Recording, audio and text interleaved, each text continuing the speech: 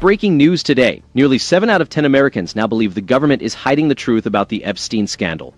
For once, Republicans and Democrats agree. Washington's credibility crisis has united the country in distrust. Hello, and welcome to That News Show, where we discuss the latest facts, fakes, and hypocrisy as reported by the legacy media. Let's roll the tape. CNN's chief data analyst has exposed how Americans are reacting to the fallout from the Epstein files. Interestingly, nearly 7 out of 10 Americans now suspect that their government is concealing the truth about one of the most influential and well-connected criminals in recent history. This concern goes beyond party lines, with both Republicans and Democrats sharing a deep-seated distrust in their government. It's rare to see such bipartisan agreement. Perhaps the real story isn't just about the files, but the profound erosion of trust in our institutions, driven by years of unchecked elite behavior and media manipulation. If you've ever questioned whether the elite look out for one another, here lies your answer. From the clip.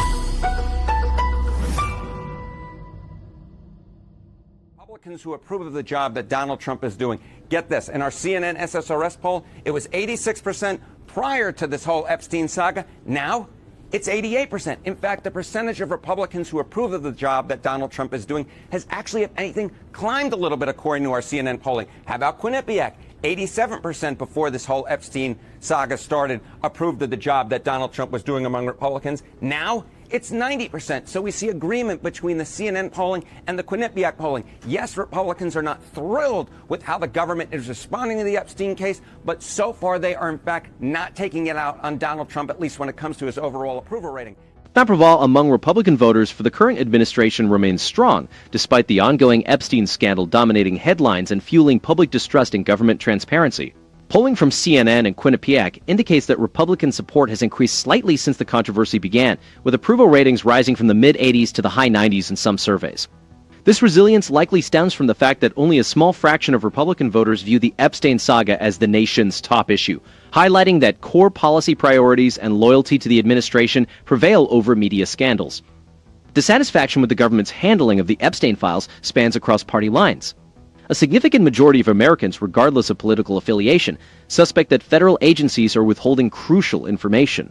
More than 2/3 believe there is a cover-up, and both Republicans and Democrats are frustrated by the lack of transparency. Instead of fostering accountability, the mainstream media often seems more intent on using the story to score political points.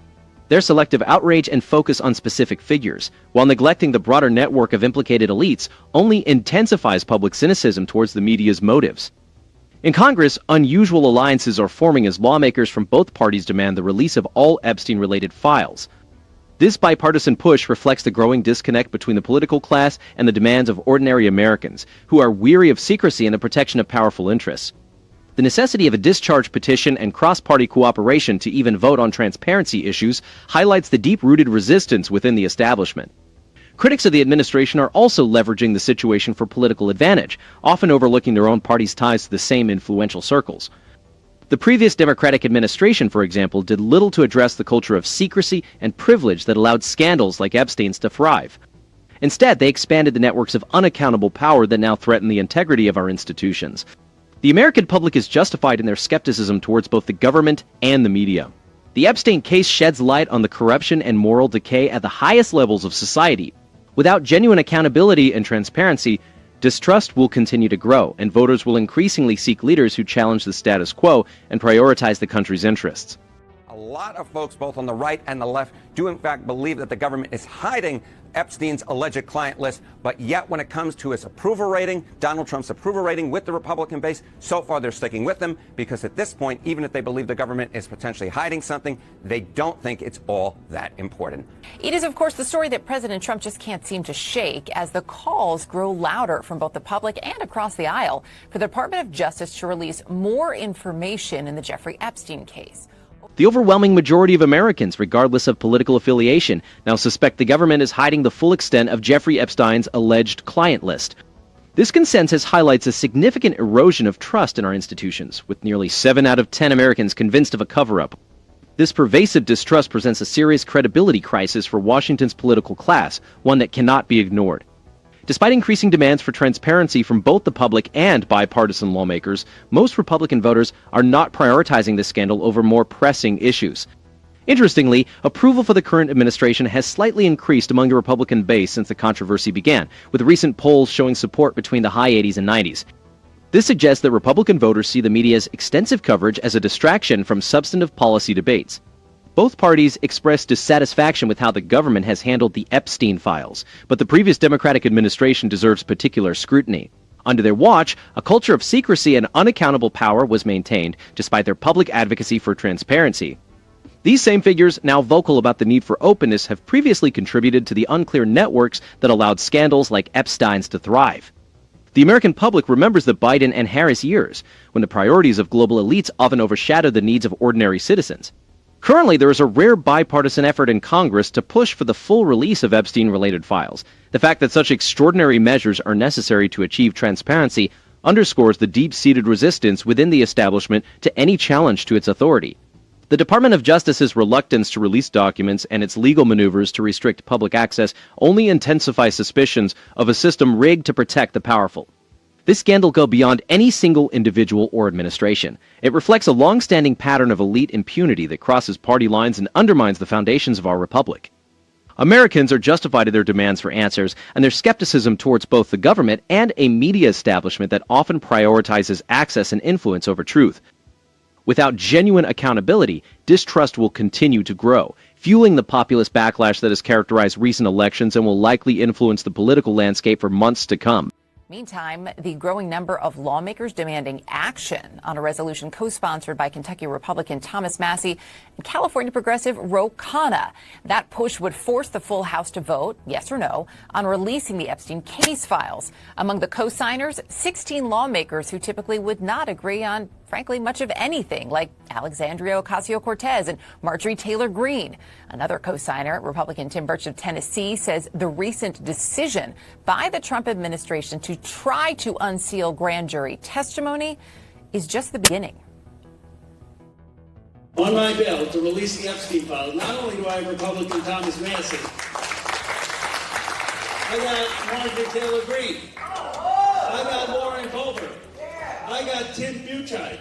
I applaud the president for wanting to release those files. I think it's a good start. I caution America, though, if we need to have some sort of way to filter out the innocents in these things.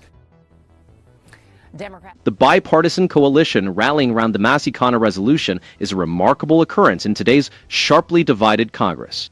The alignment of figures as ideologically opposed as Alexandria Ocasio-Cortez and Marjorie Taylor Greene underscores the widespread public discontent with the secrecy of the Epstein files. The sentiment is echoed by Republicans like Tim Burch, Lauren Culver, and Tim Buchheit from Tennessee, who are also demanding transparency. Their collaboration with Democrats reflects a broad public consensus. According to CNN, nearly 70% of Americans suspect a federal cover-up, indicating that the call for accountability go beyond political affiliations. CSN's coverage, noted for its data-driven and visual approach, often suggests that the current administration is primarily at fault, neglecting the long-standing issue of elite impunity under both parties. For instance, while CNN highlights that 69% of Americans believe the government is concealing Epstein's client list, it seldom addresses the role of establishment Democrats in sustaining the power networks that let this scandal proliferate. The focus frequently shifts to Republican figures, and the current administration minimizing the bipartisan nature of the issue. CSN excels in polling and expert analysis, offering a clear view of public opinion, and its use of visual aids, like graphics depicting bipartisan dissatisfaction, effectively illustrates the magnitude of the issue. The network's choice of sources often leans towards critics of the current administration, seldom including those who critique the broader bipartisan networks of influence. This selective reporting skews the narrative, suggesting that only one political side is to blame. The legislative effort to disclose all Epstein files is a direct reaction to this crisis of trust. The necessity of a discharge petition and bipartisan cooperation to even schedule a vote highlights the establishment's resistance to transparency. Despite significant congressional support and public demand, the Department of Justice's sluggish document release process, which offers only partial evidence and is drawn out over months, intensifies suspicions of a system designed to shield the powerful, irrespective of political affiliation. CSN would benefit from a more balanced approach that holds all parties accountable and examines the entire elite network involved in the Epstein scandal. By shifting focus from partisan blame to the systemic failures that facilitated this abuse of power, the media could help rebuild public trust. Until then, Americans have every right to remain skeptical of both the political class and the narratives promoted by mainstream media. The growing congressional coalition, comprising members who typically never align, demonstrates that the demand for transparency is not just a partisan talking point. It is a fundamental expectation in a free society. But we're also getting in kind of a dangerous territory here where the conspiracy theories begin to, you start making fun, you start sort of poking and saying, hey, look at this contradiction. And then you start sort of feeding into those same conspiracy theories that there's something here. When speculation and humor about inconsistencies in official narratives spiral into echo chambers, it's not merely for entertainment. It highlights a deeper crisis of trust in our institutions. The fact that nearly 7 out of 10 Americans believe the government is concealing the Epstein client list reflects not only partisan divides, but also a severe failure of political and media elites to maintain public trust. This widespread skepticism goes beyond party lines, with over half of Republicans and more than 4 out of 5 Democrats suspecting a cover-up. This rare moment of unity emphasizes the significant erosion of faith in government transparency. From a financial perspective, such distrust doesn't exist in isolation. When Americans perceive elite networks as being shielded from accountability, it fosters cynicism not only towards politics, but also towards the entire economic system. Families grappling with inflation and stagnant wages are likely to feel that the economic rules are unfairly skewed in favor of those with connections in Washington and Wall Street. It's akin to playing a board game where the rules are constantly changed to benefit the elites, leading to a stacked deck against ordinary families. This sentiment has tangible effects on consumer confidence and long-term investment. The ripple effects are evident across economic sectors. Small business owners, already strained by regulatory uncertainty and global competition, view these scandals as confirmation that insiders manipulate the rules for their benefit. Meanwhile, large corporations, particularly those linked to global finance, are met with increasing skepticism from Main Street. When the media focuses on sensational details while neglecting broader issues, such as the persistence of these power networks across administrations, it only deepens the feeling of disenfranchisement among ordinary Americans. For those monitoring their retirement accounts, the link might seem tenuous, but it's quite direct. As trust in institutions wanes, markets become more volatile, leading to stock price fluctuations and higher borrowing costs. The cost of this credibility gap is not merely political. It affects Americans' financial well-being, from mortgage rates to grocery prices. The bipartisan effort in Congress to release all Epstein files is a rare indication that lawmakers understand the importance of this issue. The fact that it requires extraordinary measures like discharge petitions and cross-party alliances to even bring transparency to a vote illustrates just how deep-seated the resistance to openness is. While some media outlets may dismiss certain theories as mere conspiracies, the real irony is that it's the American people who are left questioning the accountability of those in power. This issue isn't just about one scandal or one set of files. It's about a long-standing pattern of elite impunity that has persisted for decades, irrespective of which party is in power. The previous administration did little to dismantle these networks, potentially deepening public alienation and mistrust. The current administration's efforts to enhance transparency and prioritize America's interests are steps in the right direction, but rebuilding trust will be a lengthy process. Until there is real accountability, these so-called conspiracy theories will continue to find fertile ground. Not because Americans are naive, but because they've witnessed too many unfulfilled promises and too many powerful figures evade consequences. The financial and social costs of this distrust are escalating, and unless the entire system is held accountable, the divide between the ruling class and the rest of the country will only widen. As always, it's interesting to hear how they like to spin this. The Epstein files have exposed the hypocrisy of America's so-called elite. For decades, leaders from both parties, particularly during the Biden-Harris years, preached morality while shielding their own. Now the same media that protected them wants us to believe it's all a misunderstanding. Why are the names of influential friends consistently absent from headlines? Why are global networks overlooked, while ordinary Americans suffer the consequences?